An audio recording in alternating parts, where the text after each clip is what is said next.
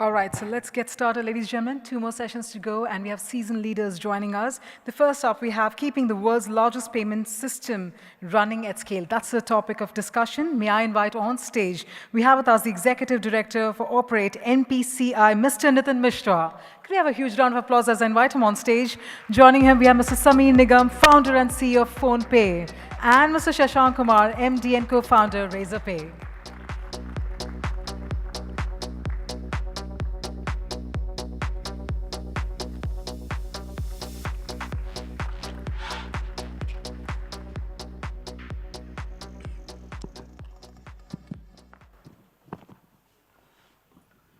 Good evening, everyone. I don't know if it is the right time for a session like this, but let me still go ahead and take the risk and then figure out how many I can manage to keep awake at the end of this session. But I can promise you with the panel that we have today with us, they'll make sure that none of you actually goes to sleep. Let me start with the topic itself, always on India and the new gen India. When the world was actually singing songs around creating aggregation, creating large platforms, India was basically talking about disaggregating and unbundling. And we have had this story named as DPI, DPG story. India today is actually running the largest payment network of the globe, and is the most inclusive and democratic digital payment systems. There are billions of transactions that are getting transacted every month on variety of different platforms. Now, in order for us to actually take a deep peek into what the system is actually looking like, we have two pioneers of the industry, Mr. Nigam and Mr. Shashank, with us to discuss and throw some light as to what does it take to build, operate, and keep a network this scale completely risk-free. So welcome, Samir and Shashank. It's great to be here with you guys. Let me start with a very simple concept on the topic itself. We basically say always on, and it's a question to both of you. When we say and use the phrase always on, what does first come to both of your mind? And Samir, if I can start with you, and then maybe Shashank. Thank you. I think it's always on two dimensions. One, with 1.4 billion people, there is never this idea of peak capacity that everyone talks about in the tech sector. We are at population scale. We are at peak capacity at all points of time. I was sharing a data set with somebody literally last night. Over the last 7 or 8 or 9 years, we have gone from launch to processing a little over 10 billion transactions every month in a market where we have 100 people in our industry competing. So you can imagine what the overall scale of the market is, right? So it's literally like always on. There's never downtime. In the digital world, particularly in the digital payments world that we're both from, people seem to be making payments everywhere all the time. So it's not like the conventional banking system where you would have bank downtime from 11 p.m. to 5 a.m. for server upgrades. We don't have that luxury. So from the tech side, it's always on. But on a lighter note, it's also just extremely dynamic. So our day here at GFF started with a launch where UPI integrated with PayPal for a global integration with apps like PhonePe and GPay and others, integrated through NPCI to PayPal. And I just got out of another session where Visa and MasterCard have integrated for tokenization on PhonePe for availability on all the local merchants. So at this point, I honestly don't know who's the connecting tissue, who's the application layer, who's the service provider. The combinatorics are explosive. We work with Razorpay, we compete with Razorpay.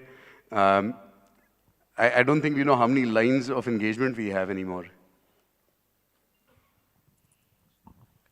Yeah, I think we have seen the growth of UPI to what Samir said. I think more than 18 billion transactions a month at this point of time. And see, what I've seen evolving, right? At some point of time, it used to be that your platform needs to support certain scale, your platform needs to be always available. But I think now there's so many use cases. What Samir was talking about on top of, say, payments platform, from e-commerce payments to QR payments to we are to even doing IPO payments, all kinds of recurring payments.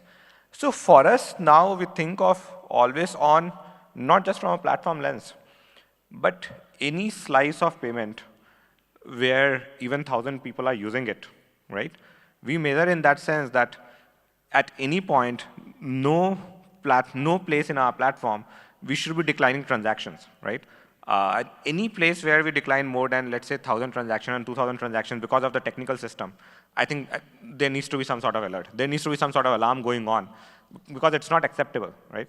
Because it is, today payments is equivalent to utilities like electricity and water, right? And we have seen probably just once a year, not but we did see that in Bangalore there was some UPI outage and everybody had to fall back on cash and people didn't have cash because now people leave their wallets at home. I have not carried my wallet today, so that's the ubiquity of payments that has become.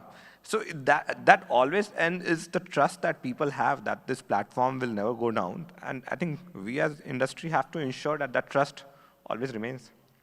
Absolutely. And Shashank and Samir, on the lighter note, it's been second month into NPCI, and the only thing that I've been dreading from day one is the message of declines on my WhatsApp group. So my whole team, actually goes crazy. Even it is at 2 a.m., 3 a.m., people get on call. So I sort of absolutely, not only empathize with you, I, correlate with this in a very strong sense. And, I completely agree. Indian payment systems have to run like an electricity grid or a health ecosystem, right? Always on, resilient, secure for all, practical purposes. But it's definitely easier said than done. And I'll come to you, Samir, with the first question.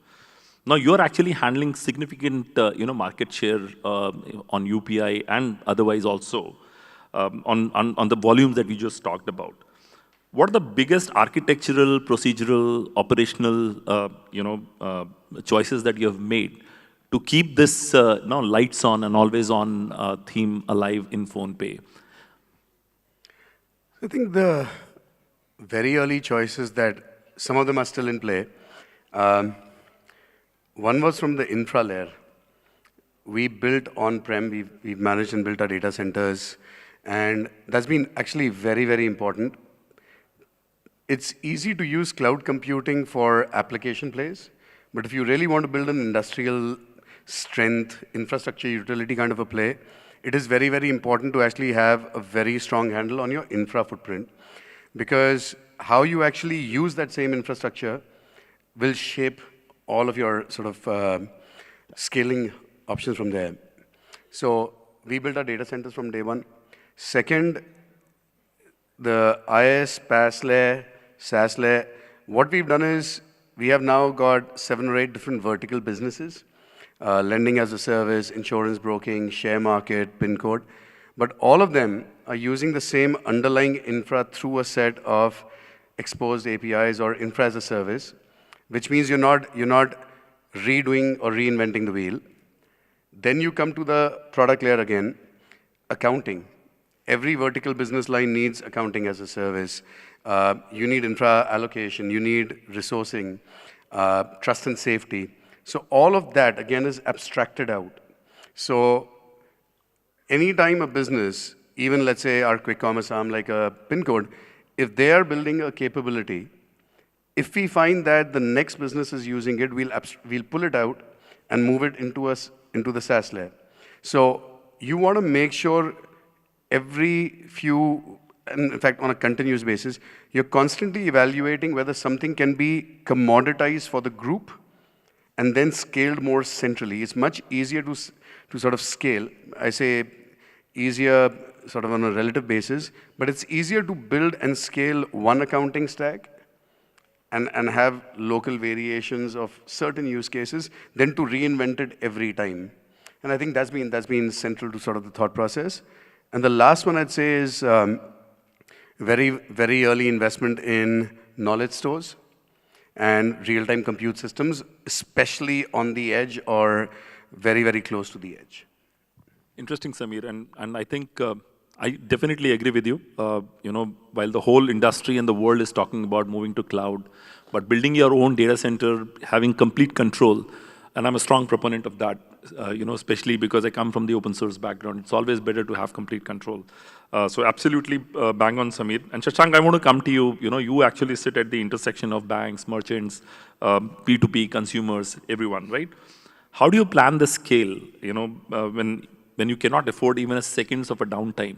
Imagine somebody is trying to make a payment on a POS, on a hospital, for medicines or something, and you really cannot afford to, go down there. How do you manage your scale, at this sort of an integration and touch points? Right. So I think over last 10 years, right, I think every year we have seen that the capacity we need to have on the platform needs to keep going up, right? In the initial days of UPI, it was going up almost by 2, 3x, 4x every year. And then now, at a massive scale, still growing up by 25, 30% every year, right? And so I think one of the philosophy that we have in the company is that, we need to be comfortable and have the institutional muscle that will keep changing the platform even as it is scaling up, right? The analogy that we usually think about is, look, you are changing parts of of a plane while it is in flight.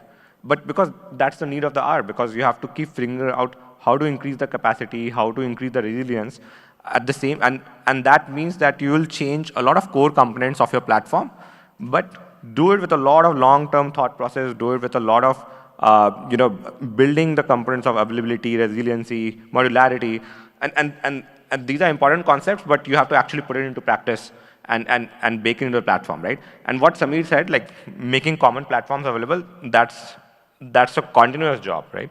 I'll tell you, I think something that we focus very deeply on is the testing aspect, which is where the availability issue comes in, right? So anything that we build, right, we have carved out various kinds of testing on top of our platform. So whether it is, simple unit testing or just scale testing or chaos testing, where we actually bring down components of our stack and then see if our stack can still perform, because you need to have a backup at every node, through the full pipeline, right? By the way, we are also constantly under various kind of attacks, right? So different kind of DDoS attacks that keep on happening on the infrastructure as well. So we ourselves simulate a lot of attacks on our infrastructure, like what will happen if let's say certain banks go down, or what will happen if let's say certain cloud provider goes down, right? How do we replicate data faster? So a lot of this, as much as we can do on a daily basis, not just product development, but very thorough testing in every regard, I think it builds a lot more confidence, right? And I think third part, which becomes very important as an institution, is if let's say some issue does happen, then how do you have the institution take care of it in a way that it doesn't repeat? Because many organizations don't derive learning from downtime, and that itself becomes a challenge. When you operate a payments platform over 5, 6 years, 7 years, you get a lot of experience, but you need to ensure that any kind of holes that you are seeing actually gets fixed as a priority, and the company is taking care of it, the platform is taking care of it. So the combination of these three things, I'll tell you, just for example, I think, I remember, I think 5 years ago, our availability numbers were something like 99.3% or 35%, which means that we're probably going down by a couple of hours every year. And now we have been able to pull it up to 4 nines plus, which means like the platform cannot go down more than few minutes in a year, right? So as the scale keeps on increasing, this needs to get even better as time goes on. Wonderful. I think you hit the nail on the head. Focus on quality in the beginning, which is fundamentally the shift left strategy, and then making sure all your components are interoperable, working together in tandem with each other. Beautiful. I'm loving this conversation, by the way, gentlemen. I've always been troubled when I talk to business people, but people who talk tech, I'm very comfortable. So thank you to you guys to not holding back on the jargons. And I'm sure many of our people sitting here would actually sort of relate with a lot of these things. Let me just expand on the point that we just discussed, and we'll come to you, Samir, and then to you, Shashank. Irrespective whatever care you take, irrespective whatever testing that you've done, your systems are bound to fail, at least in some form or the other, in production, right? Whether you have built your data disaster recovery strategies or your BCP strategies, something or the other will fail. Your sync will fail, or something will automatically go out of a toss. Sometime the software will start acting funny. You have all the algorithms, everything right, but it'll definitely start acting funny because of some third-party dependency. How do you build for failures? And we'll talk about the business scenarios, and then we'll also delve deeper into the technical scenarios. If I can go to you first, Samir, and then I'll come to Shashank with the same question.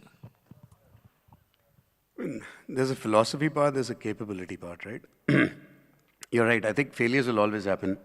So philosophy part, one is you got to institutionalize learning from it and making sure you don't make the same mistakes twice because those become really costly.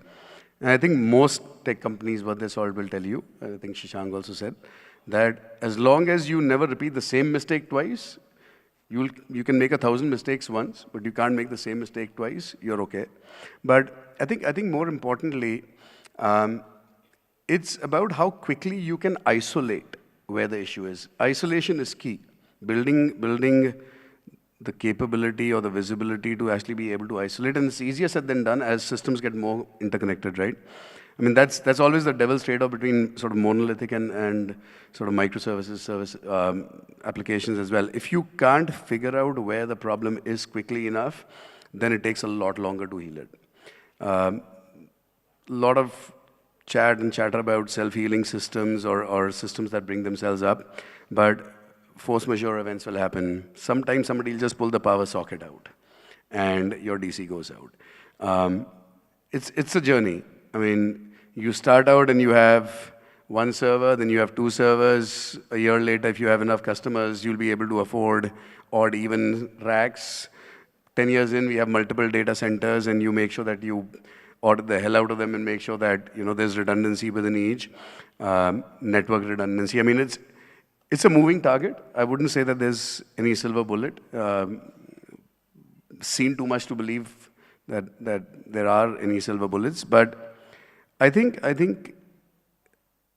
our tech team does an exceptionally good job of trying to get more and more real-time alerting in and make sure that as any part of the system starts overheating, you know right before it's about to explode. You want to avoid explosion. That becomes really difficult, right? You can have systems that start throttling, but as long as you can capture it early enough, you're okay. And it's not like we've not seen our share of outages, but I'd like to believe, again, you don't see the same kind of issue twice. Wonderful. Shashank, your views. So, yeah, as Samir said, let me just expand on it, right? The job of a team to set up alerts is very critical, right? And it's not just L1 level alerts, but at every feature, at every service, for all kinds of scale, you have to set up very deep level alerts, right?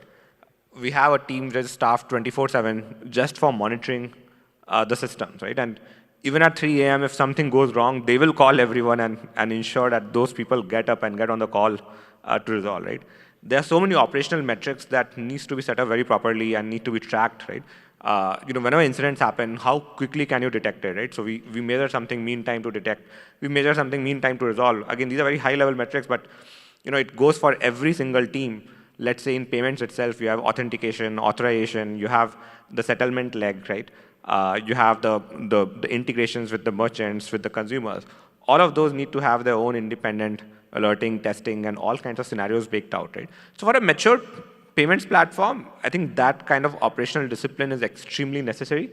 And I think those are one of the ways that even an organization becomes successful. Because a lot of customers trust us, a lot of consumers will trust us because we are able to demonstrate this kind of discipline, this kind of availability, and then they know that, okay, their payment partner has got their back, right? And they don't need to worry about what is happening on that front. For the last thing that anyone wants is I'm making a purchase, I think, and this is not working. I think the second thing that on that front, if things do go bad, right, how well do you communicate with the businesses, with the consumers matters a lot. So we have seen on checkout itself, if any payment instrument is having some sort of downtime, if any wallet is having, can we show that so that it saves frustration for the end consumer? Today everyone has different apps, different cards that they can use, right?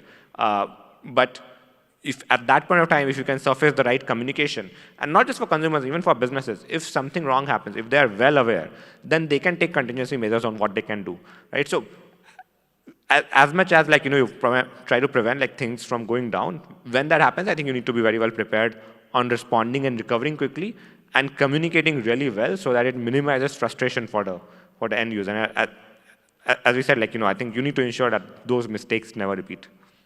Absolutely, and I couldn't have agreed more. I think two important points that I take out. One is, of course, you don't have the luxury of committing the same mistake twice, right? And then have a deep eyes into your system. And I think I'm pretty sure, and I'd want to have your views also on this. How much of AI play will happen on system resiliency? I know.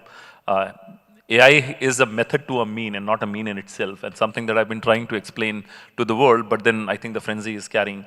But I'll come to this question, but I think the second point is having eyes into the system is very important, having right metrics, right reports, and then making sure all of them are correlatable through your monitoring system and whatsoever is an absolutely important point. But I still want to, delve deeper into one specific aspect of, operational excellence and operational challenges that we have. Any system that we actually build, right, you have certain problems which are in zone of your control. Your database connections are going out, your rep connections are, running out, your cache has actually sort of suddenly stopped responding. All of those are within your zone of control. You'll probably never commit. But there are certain things which are outside of a zone of control, right? And which is not even in a zone of your influence, which is how your customers react. A very typical example that I actually draw from while working with GST and at that time, while the system was operational 24/7, 365, there was a typical behavior of the taxpayers depending upon what regulation, what will happen. Sometimes you will see a peak on 17th of the month, sometimes you will see 19th of the month. But then, of course, your peaks were around that time. Now, while you actually, build systems to scale and handle, such challenges, you also have a responsibility to manage costs, probably lesser when it comes to the larger corporates and the government, but for people like in startups, and especially people who are in the payment systems, have a very big responsibility to manage costs also, when such a thing happens. How do you respond to such, continuously changing scenarios in the market ecosystem, systems going down, suddenly the taxpayer spike has happened or payment spikes have happened? How do you handle to such, such phenomena which is outside of your zone of control? Samir, if you want to start first and then we'll come to Shashank. Use AI. I just wanted to say that. Everyone's been talking about AI since the morning. There's no AI to this one. See, I think when you're building for population scale, especially on the consumer side, again, we process little over 350 million transactions a day. And so any one merchant or one use case will not create a spike at this scale. Earlier, that was not true. When we started out, one or two merchants, the gaming industry during IPL, or Tatkal, railway booking in the morning. Like there'll be very small spikes. If you're in the PG business in particular, starting out, there'll be a lot more spikes. For us, at this scale, a 20% spike, if you just do the math, is 70 million transactions more for the, I mean, not a spike, but increase is 70 million transactions for the day. But if you look at it on a per second basis, you could have a moment where instead of 20, 25,000 transactions a second, you're talking about 35, 40, 50. You have to just have that much surplus capacity planned for. So I think our rule of thumb now, numbers come down. Earlier it used to be like 100% on top, peak to peak. Now it's probably about 50%, hopefully not very much more, but you have to plan for a buffer. I think with payments in particular, if it's going to become a way of life the way it has for us, where we don't carry our wallets anymore at population scale, I don't think we can afford to take just a sort of cost view to it. Because if systems go down at peak, you lose trust that you've built over a decade, right? Payments is very different. Payments, if something goes wrong, let's say your money gets debited, let's take NPCI or a network, if money gets debited and the other party doesn't receive it, can you imagine the population scale stress that will happen, right? I mean, we all hit headlines for all the wrong reasons. If any one party has an outage, it doesn't matter who had the outage. Anyone goes down, it's a problem at the ecosystem level. So I think we have to actually plan ahead. That's point number one. Two, you can get more efficient, but there's some economies of scale that come into play. But ultimately, I think the most important thing is planning for how to throttle specific use cases if you see a pattern of either abuse or like a DDoS attack or something like that every now and then, or you find a particular use case that you can't support, it's better to say, I have to turn that use case off for right now than turning everyone off for everything all at once, right? I mean, it's like electricity in the house. We all want the electricity to be on in every room for every appliance 24/7. If the fan stops working for 3 hours, you'll be upset. If the lights go out for 3 minutes, you'll be more upset. It's weird, right? So an all-out outage is not okay. So peak capacity planning, you have to also know where the sort of key touch points are and solve for that. Interesting. Shashank, I think Samir made a very important point because there are certain outages where you just can't afford to think about expenses, right? But at the same time, I think while expenses and everything is taken care of, my main problem area that I keep debating is around this unknown spikes, right? For example, suddenly there is an announcement coming from the government. The demonetization was one such example where all of a sudden 8 p.m. announcement happened and then everybody was scrambling for digital payments. Black Day announcement, GST announcement that happened 22nd of September, it actually came. And I know, Samir, you have a view there. On a lighter note, there's about 500 people who were direct beneficiaries of demonetization, 400 in the room. All our volumes went up and nobody complained. Yeah. Can we see show of hands who all benefited from the demonetization? Honest. Honest ones, yeah. Nobody's honest, huh? No, Anyway, the rest are just lying. Yeah, Shashank, your views on this. Yeah, as Sabir said, right? I mean, there's never a scenario where you'll optimize for cost at the sake of availability, right? So I think availability always on is the first priority, right?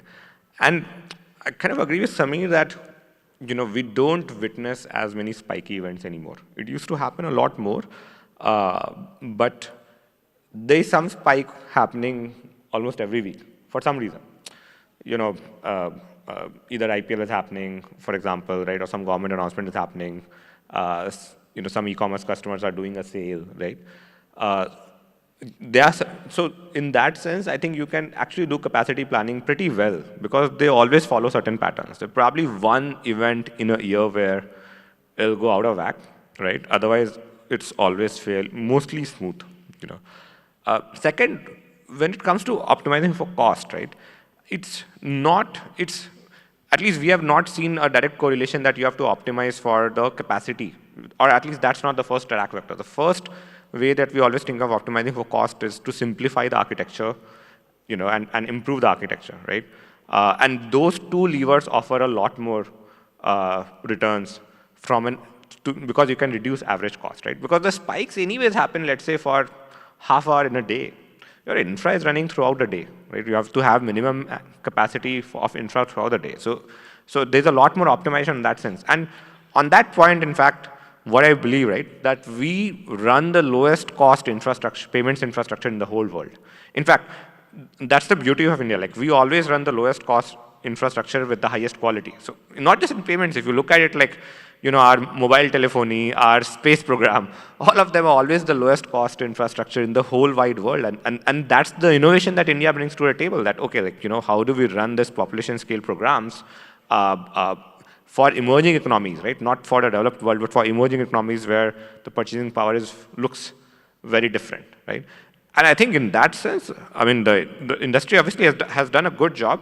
And coming to this spiky part, that is there, I still believe that you can plan in advance, right? And as time goes on, more of those planning scenarios become part of your muscle memory. So there are very rare days where something comes completely out of syllabus, and those black swan events, nothing can prepare for. No, I think bang on. As much as knowledge you can gain from your experiences, it's better.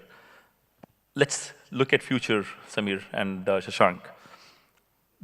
India's DPI story is now the talk of the world. I've been into many sessions. I'm sure when you go and I talk to people around the globe, the DPI, DPG, the PhonePays, the Razorpays, and the Beams of the world is already sort of making significant noise and at least murmurs on the ground. Where do you see these conversations going in future, specifically to things like UPI, Aadhaar, and some of these DPIs which India has pioneered and innovated upon?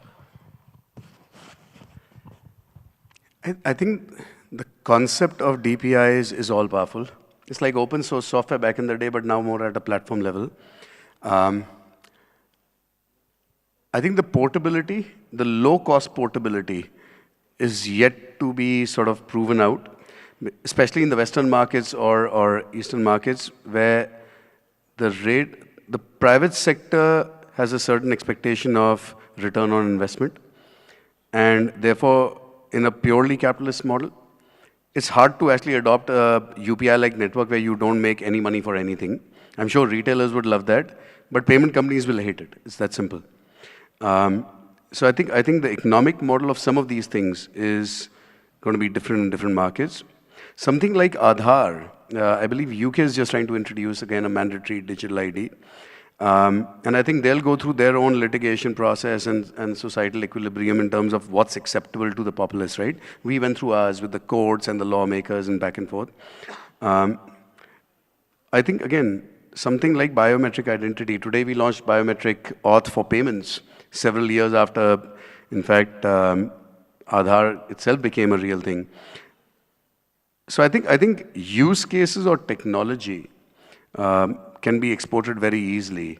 Adoption is going to have a strong local, both societal and regulatory sort of flavor to it. There's just no, I just can't imagine, for example, having lived in the States for 10 years, that everyone will just agree for the government to have a biometric authentication framework, which is mandatory for everything that you do. Like, people just won't agree to that.